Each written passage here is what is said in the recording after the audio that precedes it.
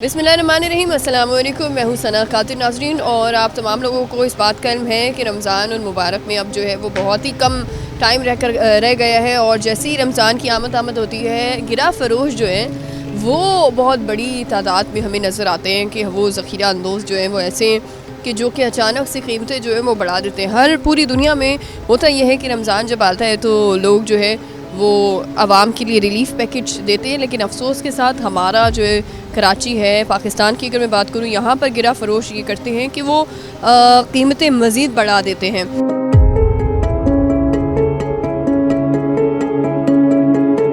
तो इस वक्त जो है वो हम नाज़माबाद गोल्ड मार्केट में मौजूद है और यहाँ पे हम जो है वो ऑपरेशन करने वाले हैं। आपको नज़र आएगा मेरे पीछे जो है वो इस वक्त ऑपरेशन जो है वो जारी भी है, और ये ऑपरेशन जो है वो रोज़ की बुनियाद पर ऐसे हो रहे होते हैं क्योंकि हम मेक श्योर कर रहे हैं कि इस तरह के ऑपरेशन हो ताकि आवाम को जो है वो रिलीफ़ मिल सके। इस वक्त हमारे साथ जो है वो असिस्टेंट कमिश्नर जो है वो ओसामा हमारे साथ जो है वो मौजूद है।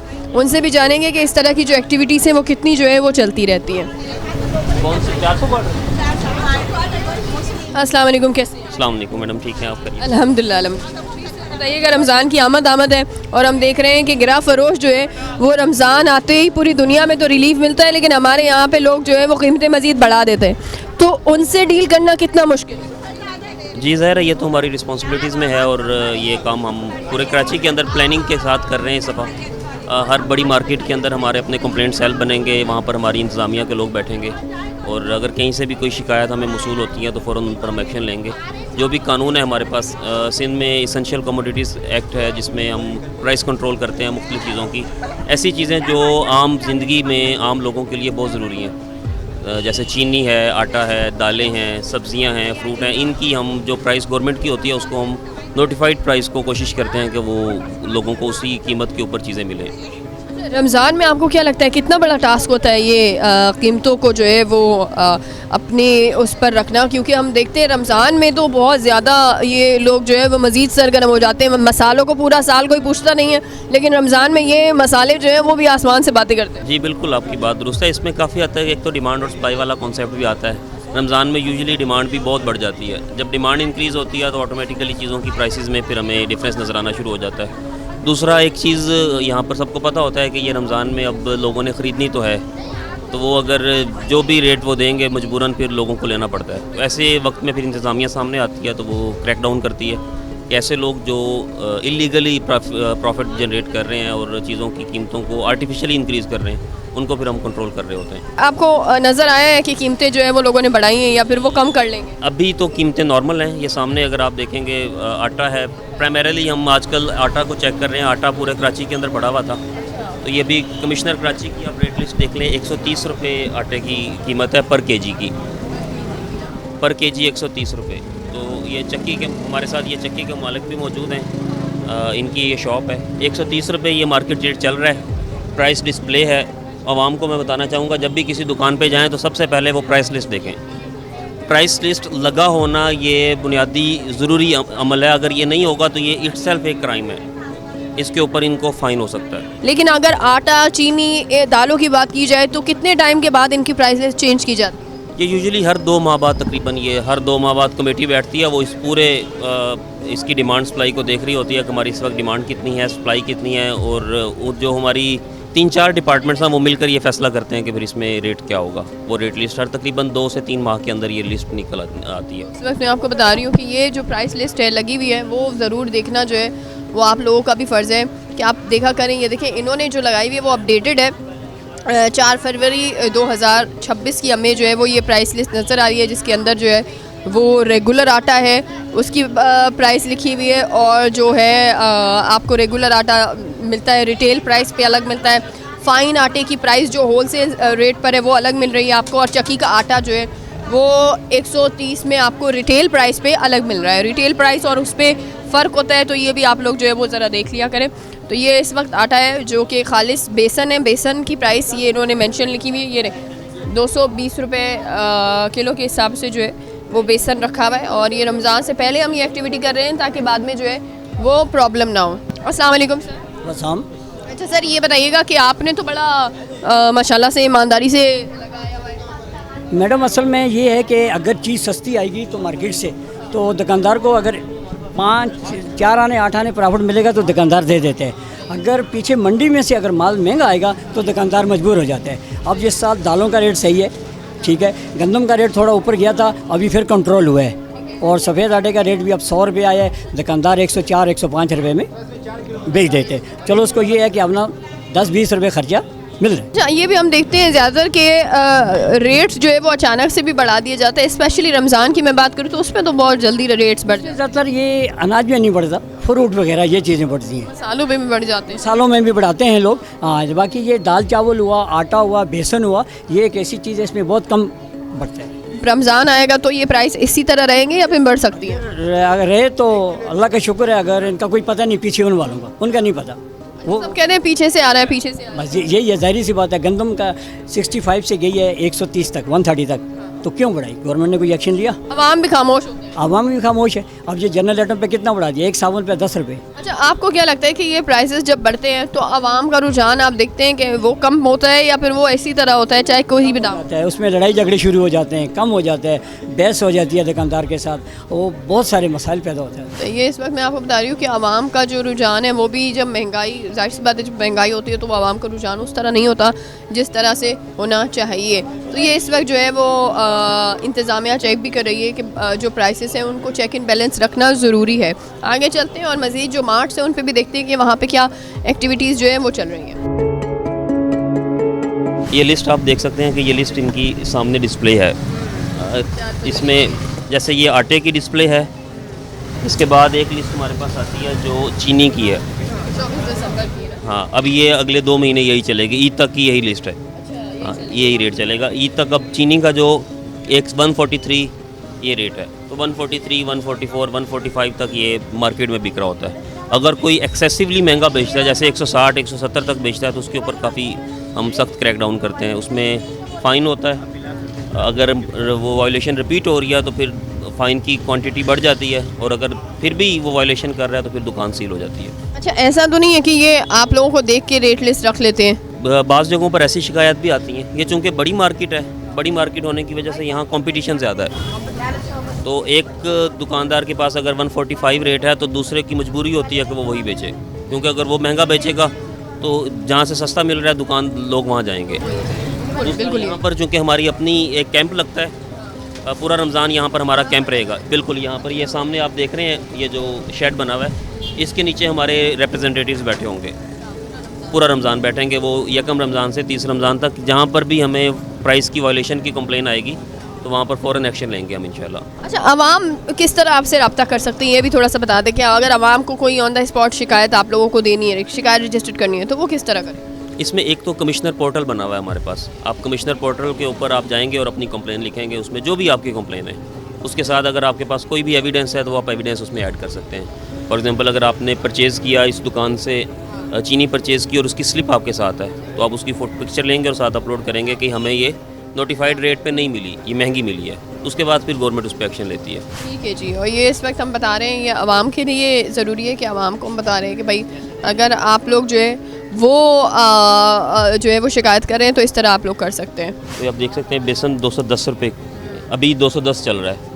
ये हम रमज़ान में कॉन्टीन्यूसली चेक करते रहेंगे कि ये रमज़ान में इसका रेट कहाँ गया, क्योंकि नॉर्मली बेसन 2-3 दालें इनका रेट ऊपर जाता है, या ज़्यादा रेट जो महंगा होती हैं चीज़ें, वो मसालों से ज़्यादा फ्रूट और सब्ज़ी महंगी होती है। अभी सब्जियाँ तो कम प्राइस पे, इतनी ज़्यादा महंगी नहीं चल रही। सब्जियाँ महंगी नहीं है, ये बेसिकली सीज़न पर डिपेंड कर रहा होता है और उसके साथ साथ सप्लाई पर डिपेंड करता है। समटाइम्स ऐसे होता है कि कोई एक पर्टिकुलर फ्रूट ऐसा है जो मार्केट में एक्सेसिवली आ गया है।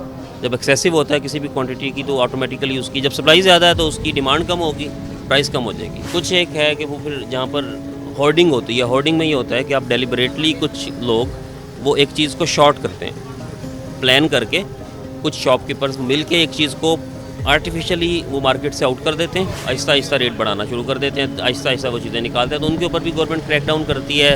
हमारे पास इंटेलिजेंस की रिपोर्ट्स आती हैं कि किस जगह के ऊपर इन्होंने स्टोर किया हुआ है, हम स्टोरेज के ऊपर भी जाकर क्रैक डाउन करते हैं। अच्छा, ये ऐसा तो नहीं है कि ये अभी प्राइस लिस्ट अभी रखी हुई है और थोड़ी देर के बाद जब हम चले जाएंगे तो वो वापस आप अपने उस पर प्राइस लिस्ट रखेंगे? असल में रमज़ान की ना जो मतलब जो परचेजिंग होती है ना वो हो चुकी है। अब इसका रेट हमारी दुकान पे मतलब मार्केट में तकरीबन एक ही रहता है क्योंकि परचेजिंग हो चुकी हुई है रमज़ान की। आप ये तो नहीं समझते कि जो प्राइसेस हैं वो हम देखते हैं रमज़ान में सडनली भी बढ़ जाती हैं? What do you think about it कि ये जो प्राइसेस बढ़ती हैं वो आगे से बढ़ी हुई आती हैं या किस तरह करते हैं? हमारे मतलब हम इतने बड़े कोई गवर्नमेंट इदारे पे तो नहीं है कि हम प्राइसेस बढ़ा सकें। जाहिर सी बात है, कंप्लेन होती है तो हमारे लिए नुकसान है, तो प्राइस हम नहीं बढ़ाते। पीछे से महंगी परचेजिंग होगी तो हम आगे महंगा बेचेंगे। जाहिर सी बात है, हमें हमारा प्रॉफिट से मतलब है। वही जो किलो पे 5-10 रुपये मिलते हैं, महंगा हो सस्ता हो, हमें उससे कोई वो हुई कितना प्रॉफिट आ जाता है ऑलमोस्ट? मिनिमम जिस टाइप का मार्केट है, जो कंपटीशन चल रहा है, मिनिमम 10% भी पूरा नहीं मिल सकता हमें। नहीं मैम, हो ही नहीं सकता क्योंकि जितना महंगा होता है तो उतनी खरीदी कम होती है और इतनी बिकी कम होती है, तो प्रॉफिट मार्जिन तो ना होने के बराबर ही समझे आप। आगे देखते हैं हम लोग कि स्पेशली जो है वो हम देख रहे हैं कि यहाँ पे प्राइस लिस्ट का जो है वो ऑलमोस्ट आप ये समझ सकते हैं कि जो दाल चीनी आटा है उस पर तो काफ़ी ज़्यादा जो है वो कंट्रोल रखा जाता है, लेकिन सबसे ज़्यादा मसला जो आता है वो आता है गोश्त पे कि जितने भी गोश्त हैं, चिकन हैं, उनके प्राइसेस जो है वो कभी भी उस पर नहीं रहते। रिटेल प्राइस उनके होते ही नहीं है। जो प्राइस आप लोगों को दिए जाते हैं वो हमेशा ही महंगे होते हैं। और सब्जियों पे, फ्रूट पे तो आप ये समझिए कि फ्रूट की कीमत ऐसा लग्जरी आइटम बन गया है कि वो कभी भी जो है वो कम ही नहीं होता फ्रूट। ऐसा तो नहीं इनको पता चल गया ऐसा कैसे इन्होंने भी, सब्जी वालों ने भी प्राइस? ये मार्केट ऐसी है, इस मार्केट के ऊपर मल्टीपल डिपार्टमेंट्स जो हैं वो प्राइस चेकिंग करते हैं। कराची के अंदर टोटल हमने 13 मार्केट्स आइडेंटिफाई की हैं। वो 13 मार्केट्स ऐसी हैं जहाँ पर फुटफॉल ज़्यादा है, उसकी वजह से फिर उनको हमने हाई प्रायोरिटी बनाकर वहाँ पर असिस्टेंट कमिश्नर की टीम भी रेगुलर आती है, वहाँ पर हमारी एक प्राइस ब्यूरो है उनकी टीम भी आती है और कमिश्नर ऑफिस की अपनी सेपरेट टीम है वो भी आती है। मेरी पर्सनल इंटरेस्ट इस मार्केट के ऊपर बहुत ज़्यादा है। ये आप नोट कर रहे होंगे, अक्सर दुकानों के जो शेड है मैंने इनको पाकिस्तान के फ्लैग में कन्वर्ट करवाया था और ये सब लोग रोड के ऊपर थे, इनको हमने रोड से पीछे अपनी लिमिट्स के अंदर कन्वर्ट किया है। तो बहुत ज़्यादा इंक्रोचमेंट थी, उसको कवर किया है। इंटरनेशनली भी हम देखते हैं कि वो सर ब्यूटिफिकेशन की अगर बात करें तो उनके पास स्ट्रीट लाइट्स भी बहुत खूबसूरत लगी होती है। So what do you think, ऐसा कुछ हम एक्सपेक्ट कर सकते हैं कि मार्केट को मज़ीद इन्हेंस किया जा सकता है? बिल्कुल, इसमें अभी तो जो हमने किया ये तो मार्केट वालों को साथ मिला के किया है, लेकिन अगर गवर्नमेंट इसमें आती है तो गवर्नमेंट प्रोजेक्ट इस तरह लेके आती है ब्यूटिफिकेशन का, तो उसमें बहुत खूबसूरत मार्केट्स बन सकती हैं हमारी। अच्छा, आप आलू का रेट बताएंगे? आलू नया किस्म इतने 40 रुपये? ठीक है, आलू 40 रुपये है। 40 का रेट तो ज़्यादा है। अब समटाइम्स ये होता है कि ये लोग अपना रेट लिस्ट तो लगाते हैं, बट वही आपकी बात कि ये शो ऑफ करने के लिए भी लगा देते हैं, तो उसमें फिर ये पकड़े जाते हैं। अब जैसे मैंने आपको आलू का रेट पूछा, तो आलू का जो मैक्सिमम रेट है वो 24 रुपीज़ है, तो ये 40 रुपीज़ पे सेल कर रहा है। और कौन सी चीज़ें ज़रा इसको पहले हम देखें ना। एक तो प्याज का क्या रेट दे रहे हो जी? प्याज भी 40 रुपये किलो। 40 रुपये? बड़ा पंजाब वाला प्याज है, सिंध वाला है, यहाँ पे क्या? छोटा प्याज है। प्याज 40, प्याज का रेट यही है। 1-2 रुपये जो है उसकी वेरिएशन जो है वो काबिले बर्दाश्त होती है। ऐसी होती है हमारी जो बकीजे से आती हैं वो कम रेट होती हैं, जो कुछ ऐसी होती है हम लोग मंडी से मंगाते हैं वो जाहिर बात है 10-20 रुपये रख के चलानी पड़ती है। आलू तो महंगा दे रहे हो भाजी, 10-20 रुपये तो यानी 10-20 रुपये। पता है अभी 10-20 रुपये में मुझे मत से कम, मैं 10-20 रुपये में जाके पूरा कैलकुलेशन लेकर आती हूँ, सालाना कैलकुलेशन भी लेकर आ जाती हूँ मैं कि 10-20 रुपये में कितना पड़ रहा है आपका। सही है तो अभी ये इस प्राइस पर आप दोगे? जी बिल्कुल देंगे इंशाल्लाह। क्या चलाना होगा? जी बिल्कुल चलाना होगा। अपना फ़ोन नंबर बताएं। फ़ोन नंबर बताएं, लिख लिया, शॉप का नाम लिख लिया। तो ये प्राइस लिस्ट जो ऐसे ही दिखाने के लिए लगाई हुई है? ये तो बाजी आपकी बात है। फ़ाइन का मैकेनिज़्म है, हमने उसको भी ऑनलाइन कर दिया है, बिल्कुल ऑनलाइन। अभी मैं यहाँ से इनका फ़ाइन करूँगा, 5000 रुपीज़ का फ़ाइन कर रहे हैं इनको, इनके नंबर के ऊपर इनको मैसेज आ जाएगा ताकि करप्शन का बिल्कुल आंसर ख़त्म हो जाए। अभी आपके सामने ऑनलाइन चलान तो कर। इसको हम थोड़ा सा कैमरे पे दिखा सकते हैं? जी जी, इसको ज़रा जूम करो। अच्छा, ये एप्लीकेशन है पूरी? ये पूरी एक एप्लीकेशन है, कमिश्नर ऑफिस से इसको डील किया जाता है।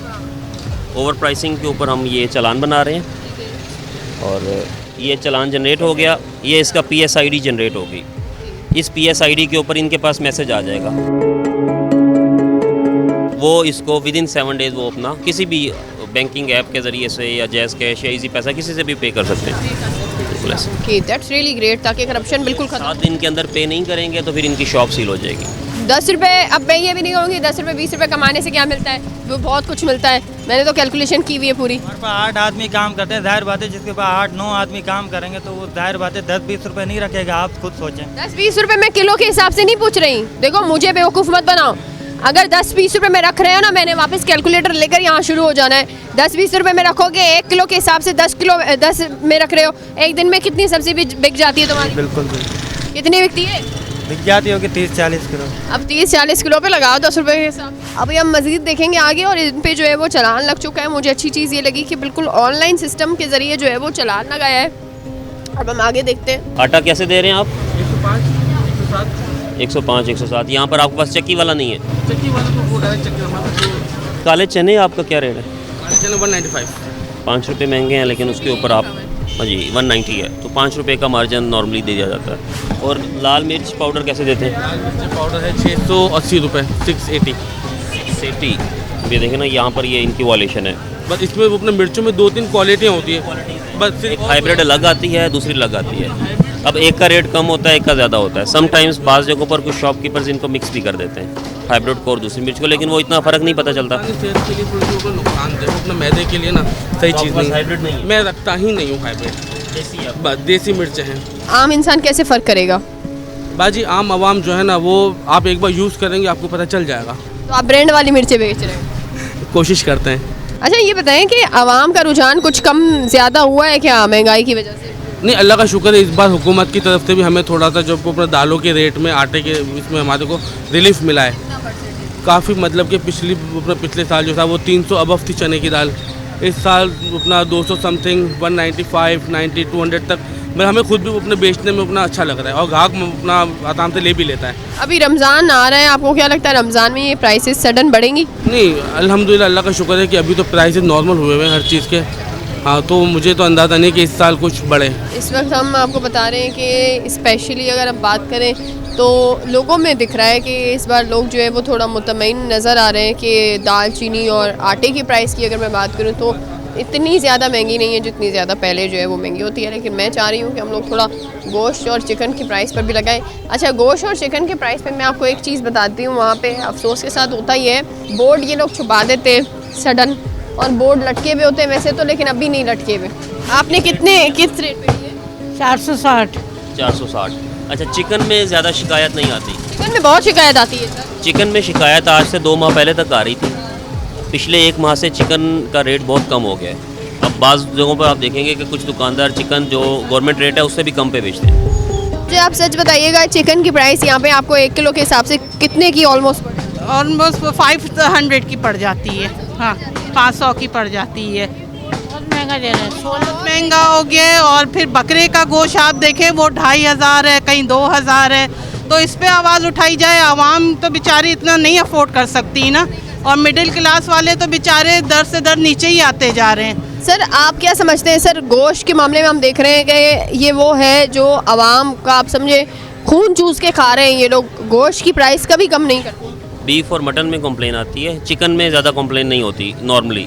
चिकन में बस इस मार्केट में थोड़ी रहमत है। कभी कभार सीज़न आता है चिकन में जिसमें चिकन का रेट ऊपर चला जाता है। अभी कुछ टाइम पहले 800 तक पहुंच गया था। किसी भी दुकानदार से रैंडम आप बात कर लें कि चिकन की जो नोटिफाइड रेट आ रहा है वो ऑलरेडी उनको एक अच्छा मुनाफा देकर वो रेट आ रहा है। मटन और बीफ के अंदर प्रॉब्लम होती है, उसको हम मैनेज करना थोड़ा मुश्किल होता है, उस पर हम क्रैक डाउन करते हैं। अक्सर मेरी कोशिश होती है कि मैं अगर कोई महंगा बेच रहा है तो ऑन द स्पॉट फिर वहीं पर उसकी बोली लगवा देता हूँ। बीफ है, क्या रेट दे रहे हैं? वाले 1000 रुपये, बकरड्डी है 11, 11.5। ये अभी कैसे आपने प्राइस कम कर ली? भाई जी बेची हम इसी रेट से जी। लेकिन अभी भी आप रेट गलत बता रहे हैं। वैसे बीफ का मार्केट रेट क्या चल रहा था? बीफ का मार्केट रेट ये चल रहा है, हड्डी वाले 1000, बकरड्डी का 1150, 1200, 1300, 1400 तक जाता है। 1400 तक की कंप्लेंट्स आती हैं कि 1400 तक बिक रहा है। इस मार्केट में जो बहुत ज़्यादा हाई रेट जाता है वो 1400 जाता है। ये एक बात बताएं, ये अभी वो आए हुए हैं ऐसी साहब, तो ऐसा तो नहीं है इनको देखकर रेट नीचे आ गए यहाँ पे? नहीं, ऐसा कुछ भी नहीं। ये वैसे भी यहाँ पे सर्वे करते रहते हैं भाई, इनका रेगुलर का काम है सर्वे करना एरिया का। पहले पता चल जाता है कि ऐसी साहब? नहीं, ऐसा कुछ भी नहीं है, पक्का है ऐसा। चले फिर अब मैं आऊँगी यहाँ पे। अभी इतनी बड़ी टीम लेके घूम रहा है, ये सिंगल के अंदर भी घूमते हैं यहाँ पे, ये सिंगल के अंदर भी घूम रहे होते हैं। मैं बिल्कुल अकेला आ जाता हूँ अपने स्टाफ को बताए बगैर। इसका मतलब ये है कि हमें अगर फिर शॉपिंग करनी हो तो फिर हम आपको साथ में लेकर आप गोल मार्केट आएँ, बोले सिंगल में घूम रहे होते हैं यहाँ पे। मार्केट में आपको कम मिलेगा और नाज़माबाद की कुछ मार्केट्स में आपको रेट ज़्यादा भी मिलेंगे, क्योंकि वहाँ पर जहाँ पर फुटफॉल हमारा ज़्यादा नहीं होता, ज़रा जहाँ पर आप एडमिन की रेगुलर चेक एंड बैलेंस होता है। और फॉर एग्जांपल अगर ये रेट 10 रुपये 15 रुपये 20 रुपये महंगा करके बेचेंगे, इन्होंने 10,000 कमाना है, मैंने 10,000 का फ़ाइन कर देना है, वो बात नॉर्मल हो जाती है। फिर ये 10,000 कमाएंगे, मैं फिर 10,000 का फ़ाइन कर दूँगा। अभी मैं ये सोच रही हूँ कि मैं अपना घर तब्दील करके जो है ना वो अभी ये नाज़माबाद की तरफ शिफ्ट हो जाऊँ। और नाज़माबाद के रहने वाले लोगों ज़रा मुझे ये बताइएगा कि आप लोगों को इसी प्राइस में रेट्स पे मिलती है, और अगर नहीं मिल रही तो मैं आपको कहूँगी गोल मार्केट पे आए। अगर आप लोगों को नई रेट पे मिल रहा, ये इनको आप गौर से देख लें। सर अपनी शॉप का नाम बताएं। सुल्तान की शॉप पर आएँ। आपको अगर गोश्त जो है वो इस प्राइस पे ना मिले जो रेट चल रहे हैं तो आप मुझे बताएंगे और हम वापस सुल्तान साहब के पास आएंगे और इनके ऊपर इतना महंगा चालान लगवाएंगे कि वो फिर मजबूर हो जाएंगे आप लोगों को उसी रेट में देने के लिए। सब्जियां तो आजकल सस्ती हो गई हैं, तभी तो सस्ते रेट है ना। जब महंगी होती है तो फिर तो आप लोग और महंगा कर देते हो। हम क्या महंगा करेंगे, पीछे से आएगा तो हम रखेंगे। ये पीछे से पता है, ये पीछे से के चक्कर में एक बार मैं सच में पीछे चली गई थी और वहाँ पता चला कि कोई पीछे से महंगे नहीं आ रहे थे। आप ठीक है, हमारी तो कोशिश है जो है आपके सामने कि आज जो है वो थोड़ा सा मिरेकल आप इसको कह सकते हैं, करिश्मा हुआ है और सारे रेट जो है वो बिल्कुल नॉर्मल आए हुए। कितने रुपए का किलो है बगैर हड्डी का? वैसे 1150 रुपये किलो। वो करें आप लोग कि 1400 रुपये किलो देंगे हड्डी वाला, बगैर हड्डी वाला, और 1200-1250 का देंगे हड्डी वाला। अभी हाँ आधे घंटे बाद मैच के देख लीजिएगा। तो आप मुस्तकिल तो नहीं आएंगे ना। अभी आप आलू प्याज वाले के पास गए, वो क्या रेट दे रहा था? बिल्कुल सर, वो तो रेट लिस्ट के हिसाब से देख के दे रहा है ना, वो आपके जाने के बाद थोड़ी रेट देगा वो। ये बगैर हड्डी वाला गोश्त है तो सही, तो देख क्यों नहीं रहे? जी हड्डी के साथ ही है, अच्छा साथ है, हड्डी के बगैर नहीं है, इसकी हड्डियाँ ये बची हुई। अब ये भी तो बेचनी है ना, हड्डी वाले गोश्त में बिकेंगे ना ये तो। आप लोगों को गोश्त कितने रुपए किलो दिया है सर? आप अभी तो मैं बात ही कर रहा हूँ, देखें क्या करते हैं। आप जाओगे उसके बाद तो नहीं मिलता ये गोश्त 1800 रुपये किलो बिकेगा चांदरात वाले दिन। क्या भैंस और गाय महंगी हो जाती है रोज़? कहाँ होती है? वही भैंस वहाँ पर जो 44,000 रुपये मन है वो यहाँ आके 60,000 रुपये मन हो जाता है। 26,000 रुपये मन का फर्क कैसे? सुने, आज आपके दुकानदार मैं आपको ढूंढ कर दे रही हूँ। हमारा मैं सब्जी बेच चुकी हूँ, अब मैं गोश्त भी सोच रही हूँ बेचना। ये इनको भी दे 1000 रुपये किलो। और किसी को खरीदना है?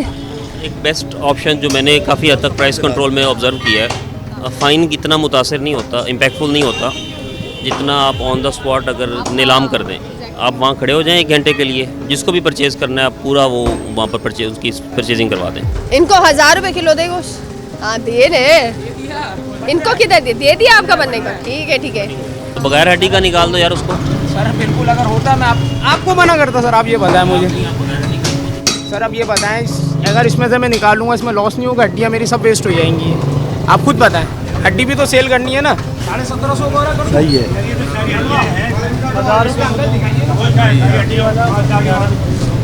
सर गोश्त खरीदना है आपने? जी बेटा। आज आप खरीदे 1000 रुपये किलो गोश्त मिलेगा आपको?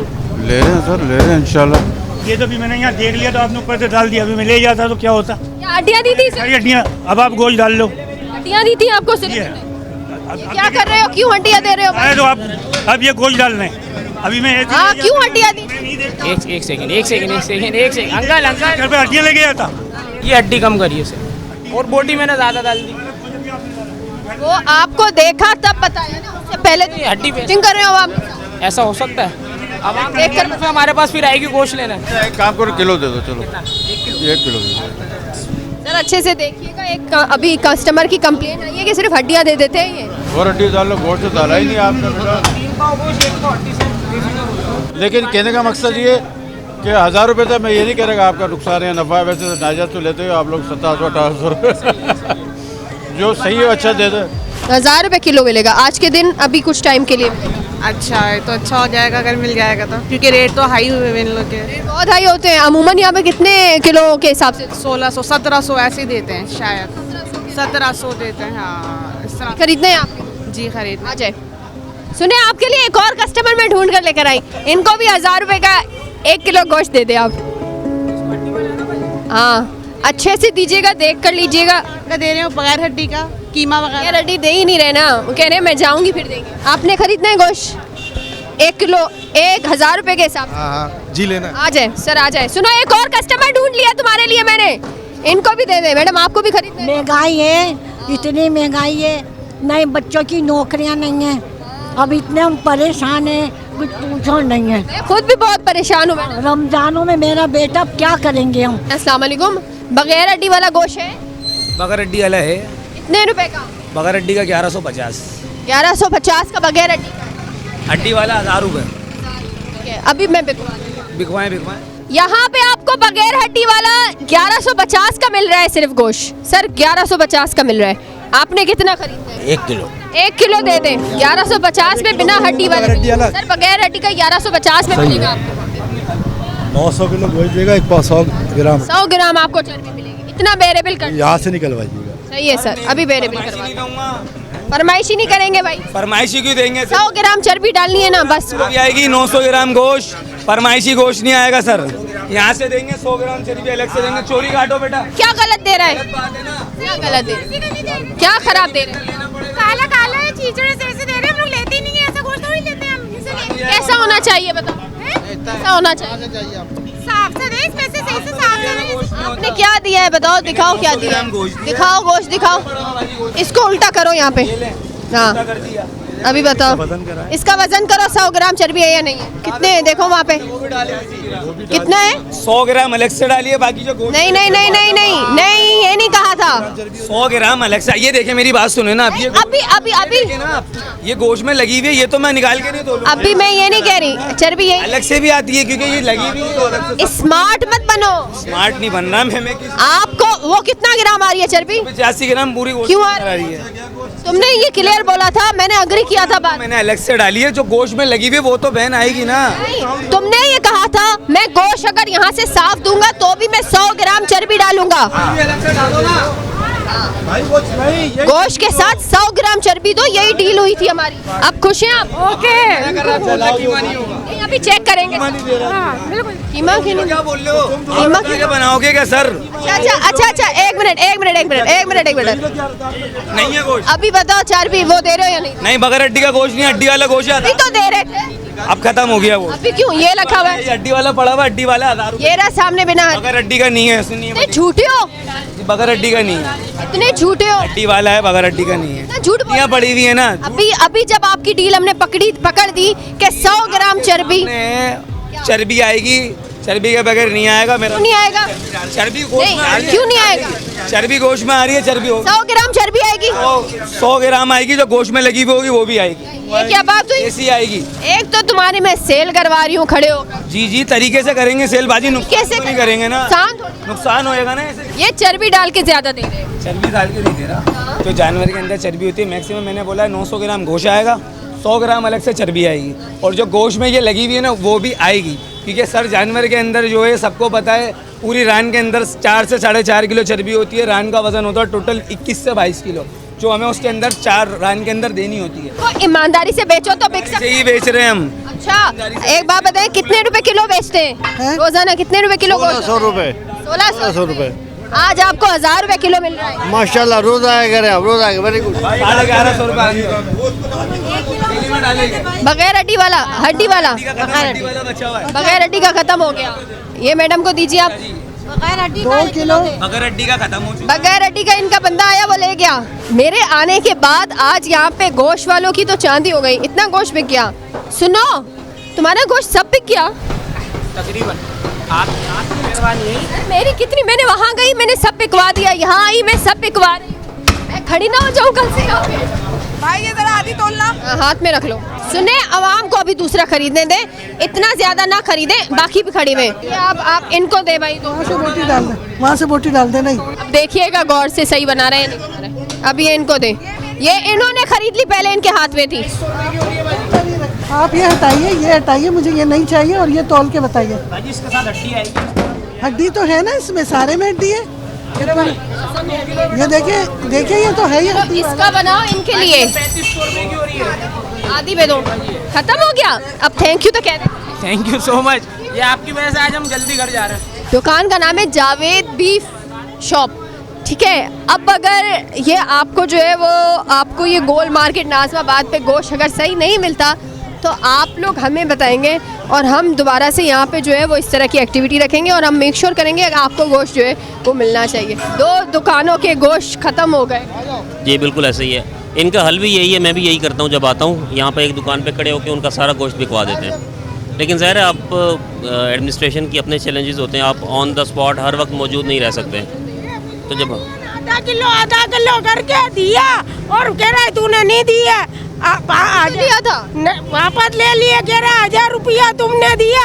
पर मैंने बोला आधा किलो गोश्त आधा किलो कीमा, तो 1000 की नोट थी, इसने वापस दिया, मैंने नहीं लिया। मैंने बोला आधा किलो गोश्त आधा किलो कीमा, तो वापस वो कह रहा है तुमने दिए नहीं है, तुमने दिए नहीं है। पागल हो गई हूँ क्या, मैंने दिए नहीं है। आपने पैसे दिए? हाँ 1000 की नोट। मैंने बोला 500 की नोट कहाँ है इसमें मेरे पास? ये देखो, नहीं तो ये बेईमानियाँ हो गया ना, अभी मिल गया। अच्छा, एक चीज़ जो मैंने देखी अभी यहाँ पे कि ये भी एक बहुत स्मार्ट काम इन्होंने किया कि अपने ही लोग इन्होंने कहीं ना कहीं छुपाए हुए होते हैं और सब गोश्त इन्होंने जो है वो हटा। यही एडमिनिस्ट्रेटिव चैलेंजेस होते हैं जो हमें आते हैं, लेकिन उसके लिए फिर हम यही करते हैं, मौके पे आ जाते हैं। फिर उसके लिए हम लिमिट लगाते हैं। अभी रमज़ान में हमारी कोशिश है, यहाँ पर हम गवर्नमेंट की तरफ से कुछ बेंचेस बनाकर वहाँ पर जैसे फ्रूट है और सब्ज़ी है उसका सरकारी रेट के ऊपर एक स्टॉल लगाते हैं 3-4 लोगों को साथ मिला के, वहाँ पर वही रेट में मिलेगा, हमारा बंदा साथ बैठेगा वहाँ पर। लेकिन हम फिर ये लिमिट कर देते हैं कि हम 2 किलो से ज़्यादा नहीं देंगे। ये ठीक है, 2 किलो से ज़्यादा फिर हम नहीं देते। जैसे चीनी है 2 किलो, प्याज है 2 किलो, टमाटर है 2 किलो।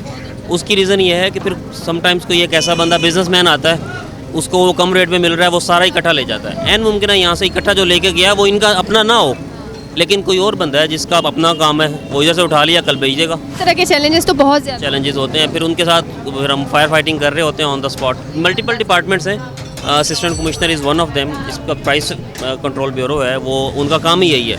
उसके नाम से ज़ाहिर है कि वो ब्यूरो बनी ही इसलिए है कि उन्होंने प्राइस कंट्रोल करनी है चीज़ों की।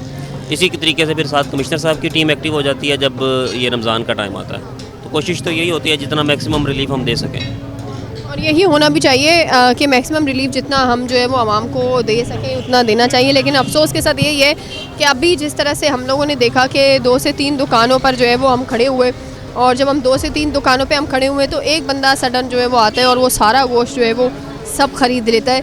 इस तरह की चीज़ें जो है वो क्योंकि ये बहुत स्मार्ट होते हैं, इनको भी पता होता है, इसलिए जो है वो जानबूझ के ये भी इस तरह की जो है वो हरकतें करते रहते हैं। जैसे आप तमाम लोगों ने देखा कि हमने आपको दिखाया कि किस तरह से जो है वो रमज़ान की आमद के साथ ही जो है वो गिरा फरोश बहुत ज़्यादा बेलगाम हो जाते हैं और वो बहुत बड़ी तादाद में जो है वो मौजूद होते हैं, आवाम का खून चूस रहे होते हैं। लेकिन इनसे निपटने के लिए अगर इस तरह की एक्सरसाइज जिस तरह आज हमने की है, इस तरह की एक्सरसाइज कराची में होती रहे, रोज़ की बुनियाद पे इस तरह के ऑपरेशंस हों, तो हम इनसे कहीं ना कहीं बच सकते हैं। हमने ये भी देखा कि ये जो है वो जहाँ गोश्त की बात थी, बाकी सारी चीज़ें तो चले आवाम की पहुँच से इतना दूर नहीं है, लेकिन अगर मैं फलों की बात करूँ, फल, सब्ज़ियाँ और गोश्त एक वाहिद ऐसी चीज़ है कि गोश्त जो है वो आवाम के लिए अब लग्जरी आइटम बन गया है। अब आवाम जो है वो आम इंसान गोश्त को देख भी नहीं सकते, क्योंकि जब हम मौजूद होते हैं तो वो 1100 रुपये किलो गोश्त ज़रूर होता है, लेकिन आम तौर पे आप तमाम लोगों को इस बात का इल्म है कि 1800 रुपये से 1600 रुपये किलो जो है वो गोश्त हर इलाके में बिक रहा है और कोई जो है वो पूछने वाला इन लोगों को नहीं है। मुझे दीजिए इजाज़त, इंशाल्लाह आपसे दोबारा मुलाकात होती है इसी तरह से कुछ नए टॉपिक के साथ। अपना ख्याल रखिएगा, अल्लाह हाफ़िज़।